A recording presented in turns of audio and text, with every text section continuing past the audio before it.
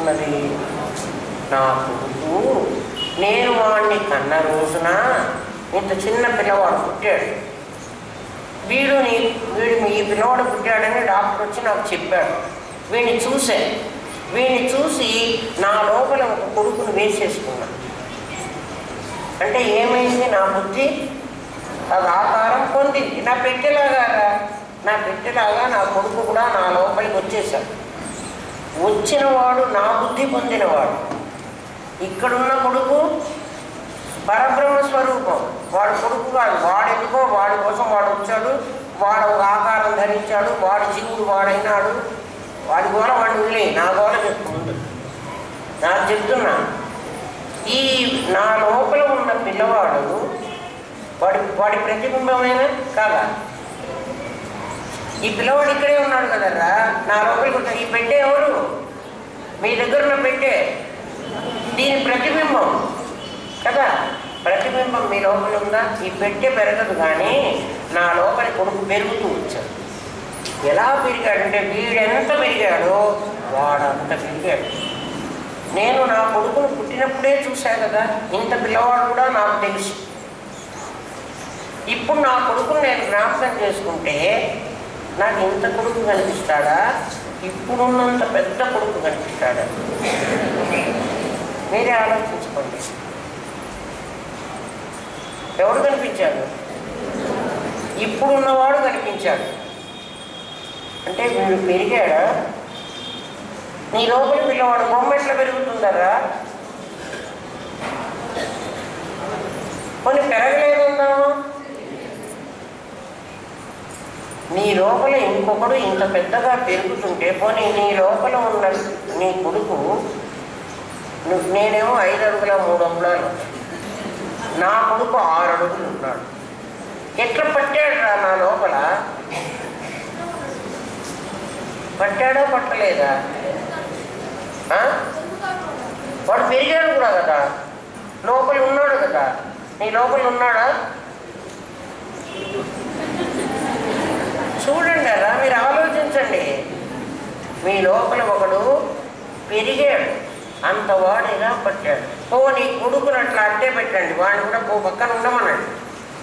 మీ అమ్మాయి కూడా వచ్చేసింది, మీ ఆయన కూడా వచ్చేసాడు. ఇంకా ఎంతమంది కావాలంటే వాళ్ళందరూ వస్తారు అక్కడ. ఎప్పుడన్నా ఆలోచించారా, నేను ఇంత చిన్నవాడిని కదా, నా లోపల ఇంతమంది ఎట్లా పడుతున్నారు? నా ఆస్తి పట్టింది, నా ఇల్లు పట్టింది, నా పక్కింటి వాళ్ళు పట్టారు. చూడండి మీ లోపల ఎంతమంది పడుతున్నారు. మీ అబ్బాయి పట్టాడు, ఎంతమందినా పడతారు. ఎలా పట్టారా వీళ్ళందరూ అంటే, ఒరే నాయన, నీ లోపల జ్ఞానం అనేది అద్దం. ఆ అద్దంలో ఇక్కడ అద్దం పెట్టాను అనుకోండి, ఇంత అద్దం పెట్టాను, మీ అందరూ పడతారు దీంట్లో. అద్దం ఎంత చిన్నది, ఇంత చిన్నది. మనం చీరలకు కుట్టుకుంటాను చూడండి, ఇంతంత అద్దాలు. ఆ అద్దంలో కూడా ఇట్లా చూసుకుంటే నా ముఖం అంతా పడుతుంది. కొండ అద్దం అందు కొంచెం అయ్యేది వల్ల అద్దంలో ఒక కొండేంటి మొత్తం పడుతుంది. మీకు ఏం కావాలో అవన్నీ పడతాయి. అట్లా మీ జ్ఞానం అనే దర్పణంలో ఈ ప్రపంచమంతా పడుతున్నది. అది మిథ్య. ఏందన్నా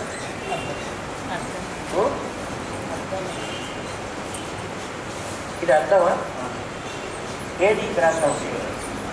ఇదే. ఈ అద్దంలో మీ బొమ్మలన్నీ పడ్డాయేమో చూడండి అలా. పడ్డాయా లేదా? ఇదిగో ఈ అద్దంలో ఈ బొమ్మలన్నీ పడ్డాయి. ఇది మీకు ఒకసారి చెప్పాను.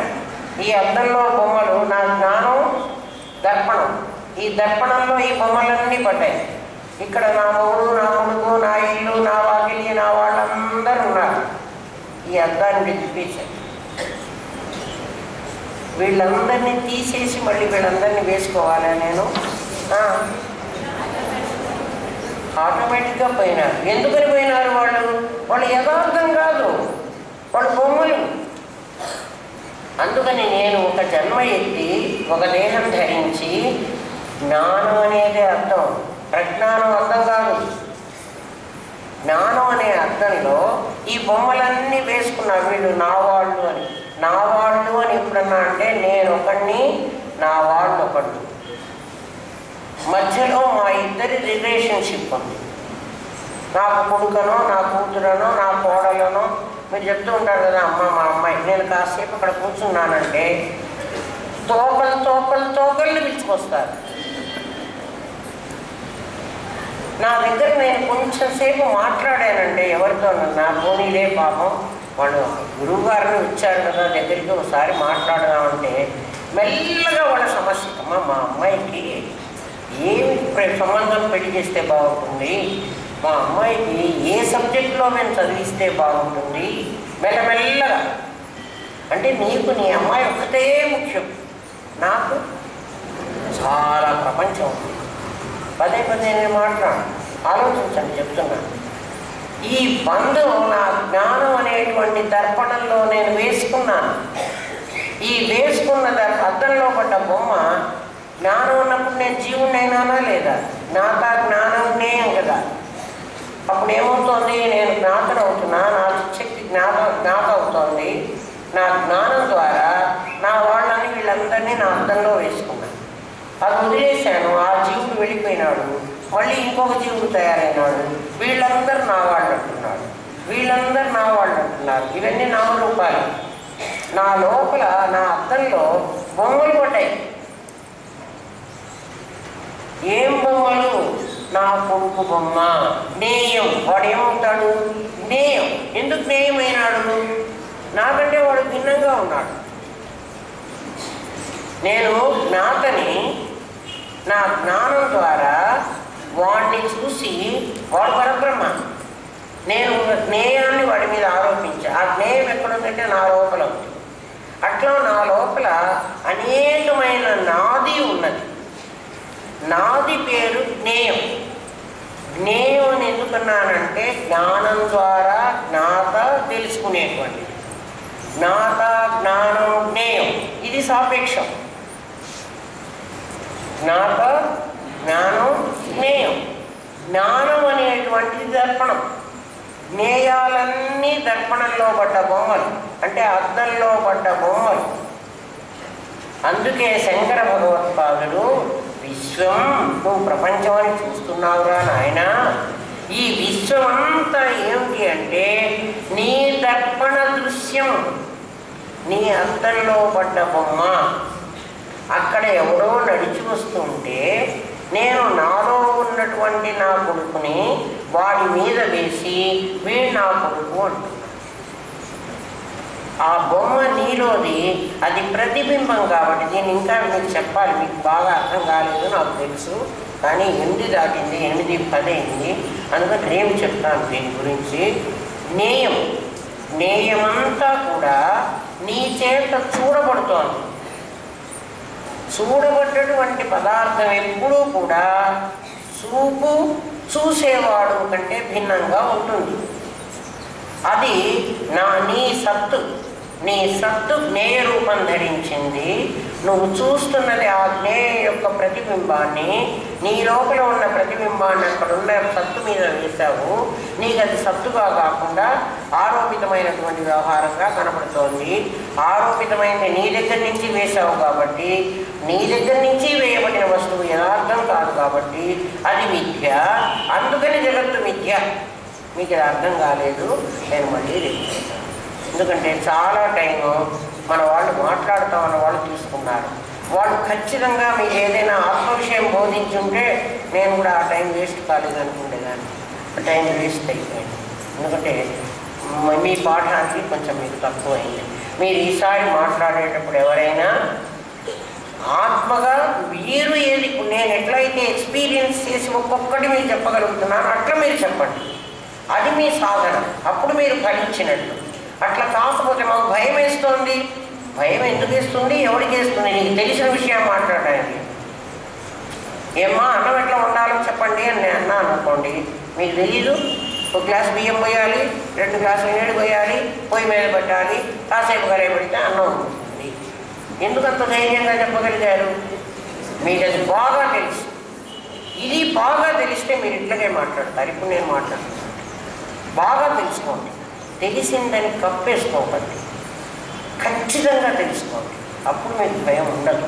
ఎవరైనా భయపడుతున్నారంటే మీకు సాధన లోపం. మీకై మీరు దాన్ని సరిగ్గా విచారణ చేసుకోవటంలే. విచారణ చేసుకుంటే బ్రహ్మ విద్య అందరిది కాదు, మనకి దొరుకుతుంది. అది మనదే, అది నీవే. అందుకే గురువుగారు తత్వ త్వమసి అని చెప్పాడు. నేను బ్రహ్మని అని చెప్పలేదు ఆయన. ఆయన ఎక్కడో ఉన్నాడు దేవుడు అని అనుకుంటున్నావురా, ఆ దేవుడు ఎవడో కాదురా, వాడు నువ్వేరా అన్నాడు. వేదం చెప్పింది, నేను చెప్తున్న మాట కాదు. ఏమ్మా 8:10 అయింది. రేపు చెప్పుకుందాం. రేపు మనకి గురువు గారి ఆరాధన. ఎందుకంటే జైమిని సిద్ధాంత ప్రకారం ధర్మం కూడా ఉంది కదా, అందుకని కర్మకాండ చేస్తున్నాం. కర్మకాండలో కూడా జ్ఞానాన్ని అర్థం చేసుకోవడం కోసమే చేస్తున్నాం. పొద్దున కూడా సూర్య భగవానుడికి చేశామంటే సూర్యుడు అనేవాడు గ్రహం, దాని లోపల ఒక చైతన్యం ఉంది, వాడు దేవుడు, ఇదేమో గ్రహం, అందుకే ఒక దేవత. మన సంప్రదాయం కూడా ఏం చెబుతుందంటే, అందుకే ప్రతిదీ మనకు కారు దేవుడే, పాము దేవుడే, రాయి దేవుడే, రప్ప దేవుడు. ప్రతి బాలిక ఒక దేవత ప్రతిమ, ప్రతి బాలుడు రఘురాముడి. అదిగా మన భారతీయుల మోటం, మన సిద్ధాంతం అది. ప్రతి అమ్మాయి ఒక దేవత ప్రతిమ, ప్రతి అబ్బాయి ఒక రామచంద్రుడి. ఇంకా ఈ ప్రపంచం ఎందుకు బాగుపడదురా? అలా ఉన్నట్టయితే బాగుపడుతుంది, అలా లేదు కాబట్టి మనం ఇక్కడ యోగిస్తున్నాం. ఓం తత్సత్. స్వస్తి ప్రజాభ్య పరిపాలయంతాం న్యాయేన మార్గేణ మహిమహేష. ఓం బ్రాహ్మణేభ్య శుభమస్తు. నిత్యం లోకా సమస్తా సుఖినో భవంతు. ఓం పూర్ణమదః పూర్ణమిదం పూర్ణాత్ పూర్ణముదచ్యతే పూర్ణస్య పూర్ణమాదాయ పూర్ణమేవావశిష్యతే. ఓం శాంతి శాంతి శాంతి. ఓం నమో బ్రహ్మాదిభ్యో బ్రహ్మ విద్యా సాంప్రదాయ కర్తృభ్యో వంశ ఋషిభ్యో గురుభ్యో నమో మహద్భ్యః. సర్వోపద్రవరహిత ప్రజ్ఞానఘన ప్రత్యగర్థో బ్రహ్మైవహమస్మి బ్రహ్మైవహమస్మి బ్రహ్మైవహమస్మి. మీరు ఈ భారతీయత భగవద్గీత కొనుక్కున్నారు. కొనుక్కోవడం అంటే మరి మాకు విధి లేని పరిస్థితుల్లో మీకు ఊరికాయ ఊరికాయ ఇస్తే మీరు ఒక తలాపతి తీసుకుపోతారు. కొనుక్కోమంటే ఒకటే కొనుక్కుంటారు. ఇది నేను విష్ణుమూర్తి అని చెప్పనులే. మీరు వీళ్ళిద్దరినీ చూడగానే మీరు ఏమంటున్నారు? ఈయన విష్ణుమూర్తి, ఈవిడ లక్ష్మీదేవి, అవునా కాదా? అందరికీ అదే అనిపించిందా? కొంతమందికి అనిపించి కొంతమందికి ఇంకేదన్నా ఈయన రాముడు ఈమె సీత అనిపిస్తోందా? లేదు కదా. ఎందుకని? ఈయనకి 4 చేతులు ఉన్నాయి, శంఖము చక్రం ఉంది. రాముడు అయితే 2 చేతులే ఉండాలి చూడగానే. అంటే ఇప్పుడు మీరేం చూశారు అంటే నామరూపాలను చూశారు. ఇది ఒక రూపం. ఈ రూపంలో ఏముంది? ఈ నామరూపాలు వేరమ్మా. మనం నామరూపం అంటే ఆలోచన జ్ఞానం కాదు, ఇది తెలుగు నామరూపాలు. దీని పేరు విష్ణుమూర్తి. ఈ విష్ణుమూర్తి అంటానికి ఈ రూపం, ఈయనకి 4 చేతులు ఉన్నాయి, శంఖం చక్రం గదా పద్మం ఉన్నాయి, ఈవిడ లక్ష్మీదేవి అని అంటున్నాం. ఇప్పుడు విష్ణుమూర్తి వెండి మీద విష్ణుమూర్తిని ఆరోపించాం. ఆరోపించడం అంటే తాడు మీద పామును ఆరోపించినట్టు. అస్థిభాతి ప్రియం మీద అంటే వెండి మీద నామరూపాలను ఆరోపించాం. ఆరోపించేటప్పుడు, ఇది తయారు చేసేటప్పుడు ఈ కంసాలు ఏమనుకున్నాడంటే, ఈ వెండి దీన్ని విష్ణుమూర్తి బొమ్మ చెయ్యాలి అని అనుకున్నాడు. ఎలా చెయ్యాలో అతని దగ్గర ఒక మోల్డ్ ఉంటుంది. ఆ మోల్డ్లో పోస్తే ఈ బొమ్మ వస్తుంది. తర్వాత దానికి కావాల్సిన మెరుగులు పెడతాడు. అంటే ఆయన అప్పుడు ఎలా ఒక బొమ్మ చెయ్యాలి అనుకున్నప్పుడు ఆయన బ్రహ్మము దాన్ని ఒక రూపంగా చెయ్యాలి, ఈ రూపంగా చెయ్యాలి అన్నప్పుడు ఆయన విష్ణువు. ఇప్పుడు బ్రహ్మ విష్ణువులు మాత్రమే ఉన్నారు ఇక్కడ. ఇప్పుడు ఈ ఆచారి, ఈయన పేరు ఏముంటారు? ఆయన ఏం పేరు? అశోక్. ఈయన ఇప్పుడు సాక్షాత్ శివుడు. ఏం చేస్తాడంటే ఈయన లయకారకుడు. ఇప్పుడు ఈ విష్ణుమూర్తి యొక్క నామరూపాలని ఆయన ఇప్పుడు లయం చేసి నాకు వెండి చేసి ఇస్తాడు. అందుకని మీకు చూపిద్దామని తీసుకొచ్చారు. ఏం పోతుంది దీంట్లో అంటే నామరూపాలు మాత్రమే పోతాయి, వెండిని పోగొట్టాడు ఆయన. ఏం పోగొడతాడు? నామరూపాలు పోగొడతాడు. అంటే ఇప్పుడు ఆయన దీన్ని ఏం చేస్తాడో నాకు తెలీదు. శివుడు కదా, శివుడు ఏం చేస్తాడు? లయకారకుడు. ఈ బ్రహ్మ విష్ణువులు ఇద్దరు కలిసి దీన్ని తయారు చేసి నాకు ఇచ్చేశారు. నేను దీన్ని కొన్ని రోజులు నా ఇంట్లో పెట్టుకున్నాను, ఏదో పూజ చేశానో ఏం చేశానో నాకు తెలియదు. ఇప్పుడు ఈశ్వరుడు వచ్చాడు అంటే కొంతకాలం అయిన తర్వాత లయం చేసేవాడు తర్వాత వస్తాడు, వీళ్ళిద్దరి పక్కన రాడు. ఇప్పుడు లయం చేయడానికి వచ్చాడు ఆయన, సాక్షాత్ రుద్రుడు. ఇప్పుడు ఆయన ఏం చేస్తాడంటే 5 భూతాల సహాయం తీసుకున్నాడు. దీన్ని చేయడానికి కూడా 5 భూతాల సహాయం తీసుకున్నాడు చేసినవాడు. ఇప్పుడు ఈయన కూడా 5 భూతాల్లో ఏదో ఒక భూతంతో దీన్ని చేస్తాడు. ఈ వస్తువుని యాజ్ ఇట్ ఈజ్ నిప్పులో పెట్టాడు. దీన్ని ముందు కత్తిరిస్తాడు ముక్కలుగా, అంటే చిన్న పాత్ర ఉంటుంది కదా వాళ్ళ మూస, దాంట్లో పెట్టడం కోసం చిన్న ముక్కలు చేస్తాడు. అది పృథ్వీతత్వం. ఆ తర్వాత దీన్ని ఆ నిప్పులో కాలుస్తాడు, అది అగ్నితత్వం. ఎప్పుడైతే నిప్పులో పెట్టాడో దీన్ని 1 డిగ్రీ టెంపరేచర్ వచ్చిన తర్వాత ఇది లిక్విడ్ ఫామ్లో మారుతుంది. అంటే అది జల రూపం ధరిస్తుంది. జలం అంటే నీళ్లు కాదు, ద్రవ రూపం, ద్రవం అవుతుంది. ఆ తర్వాత దీన్ని ఒక దేంట్లో పోస్తారు నాయన, దాని పేరేంటి, రేజా, ఒక రేజా అని ఒక దాంట్లో పోస్తారు. అది దాంట్లో పోసేస్తారు. దానిలో పోయంగానే ఒక కడ్డీ వస్తుంది మనకి, ఎందుకంటే అది కడ్డీ ఆకారంగా ఉంది కాబట్టి ఒక కడ్డీ వస్తుంది మనకు. ఇది దీంట్లో పోస్తారు, దీన్ని రేజా అంటారు. మామూలుగా నేను చూసినప్పుడు పెంకులు ఉంటాయి చూడండి మన ఇంటి మీద పెంకులు, ఆ పెంకులో పోసారు అతను. ఆ పెంకులో మధ్య ఒక కాలువలాగా అది వచ్చింది. ఇప్పుడు ఇవి తయారైనాయి కాబోతుంది, ఎప్పటి నుంచి ఉన్నాయో ఇవి నాకు తెలీదు, నేను చూసింది ఏదో కాలం. దాంట్లో పోసేస్తాడు. దాంట్లో పోసిన తర్వాత గాలి తగలాలి దాన్ని. ఆ ద్రవరూపంగా ఉన్నది గాలి యొక్క సంపర్కం చేత అది గట్టిపడుతుంది. ఇప్పుడు అది ఏమవుతుందంటే అందులో ఉన్న మాలిన్యాలు ఆయన ఎలా తీసేస్తాడో నాకు తెలీదు. దీంట్లో కొంత మాలిన్యం కలిసి ఉంటుంది.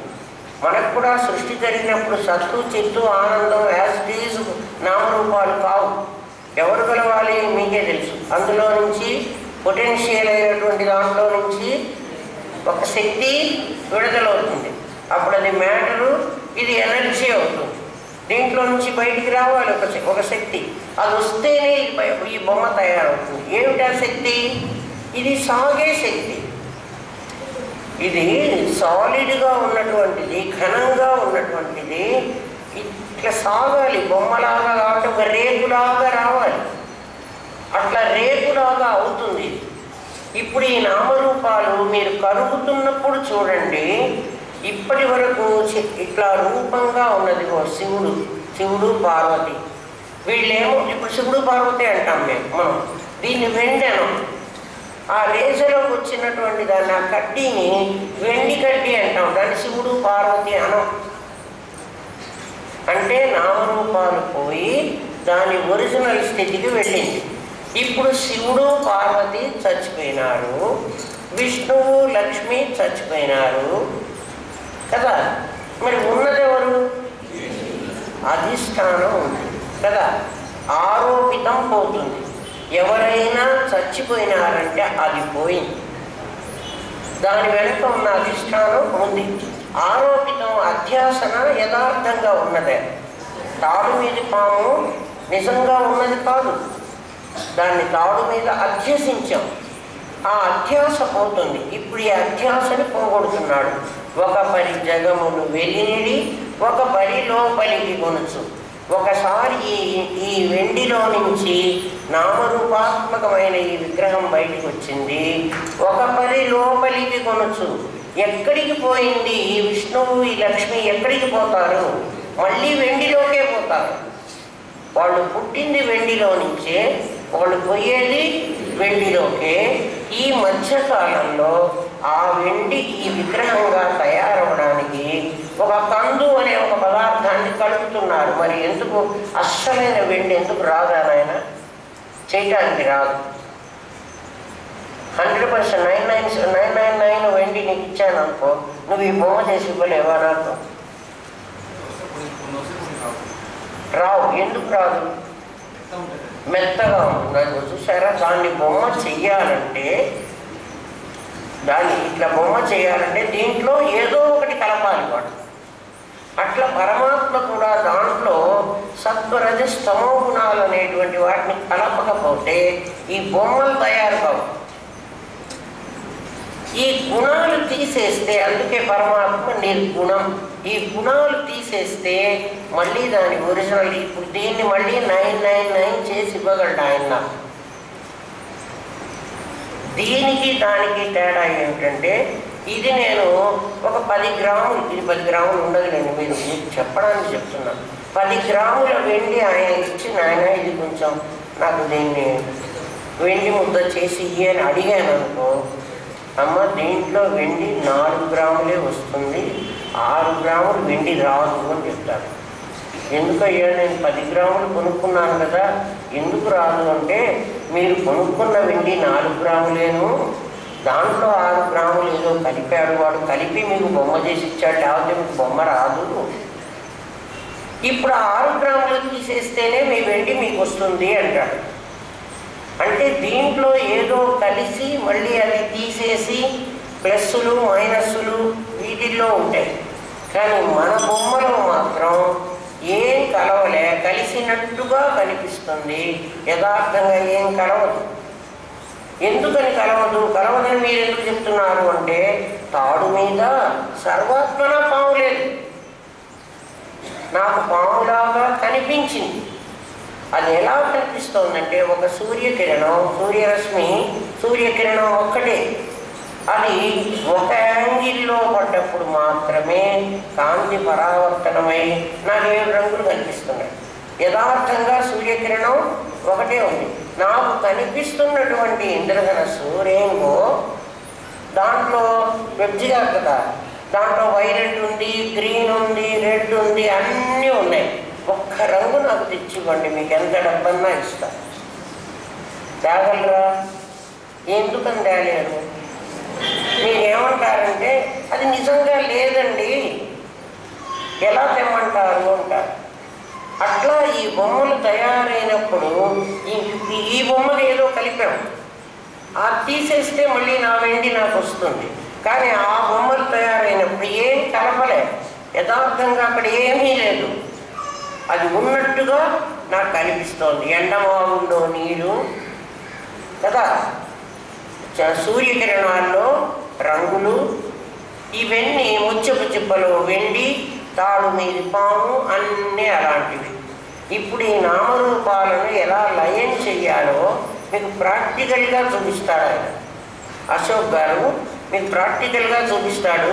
ఇప్పటి వరకు నా చేతిలో బొమ్మలు ఉన్నాయి, ఈ బొమ్మలకి రూపం ఉంది, వీటికి చేతులు ఉన్నాయి, కాళ్ళు ఉన్నాయి, కిరీటం ఉంది, కళ్ళు ఉన్నాయి చూడండి.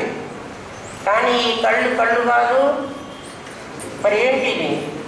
కళ్ళు వెండే, కిరీటము వెండే, కాలు వెండే, చక్కెరచ్చులో తోక వెండే, తల వెండే, పొట్ట వెండే, ఈకలు కూడా వెండి కాదు, చక్కెరచ్చులో చక్కెర.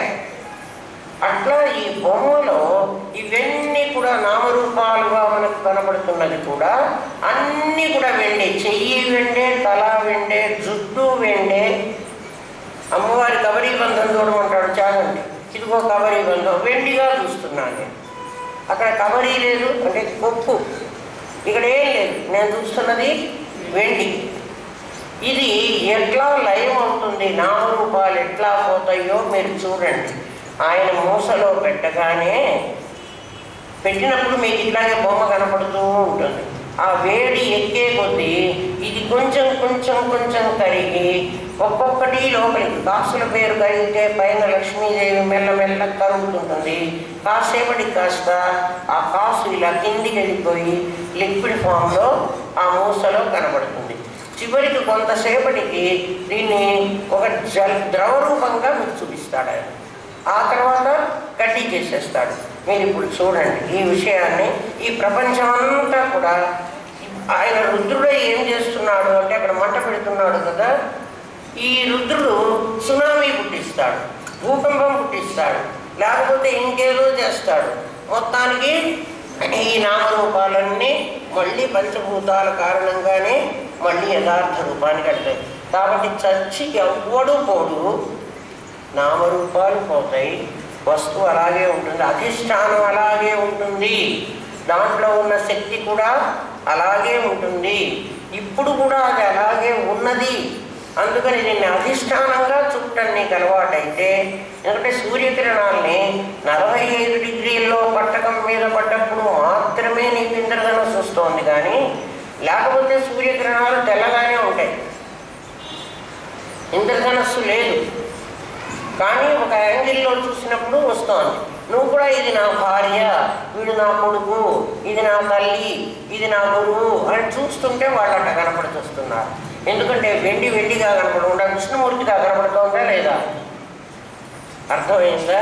ఇప్పుడు ఆయన ప్రాక్టికల్గా చేస్తాడు, మీరు చూడండి. ఇంకా నేనేం మాట్లాడు, ఆయన మాట్లాడతాడు. చేయను ఆయన.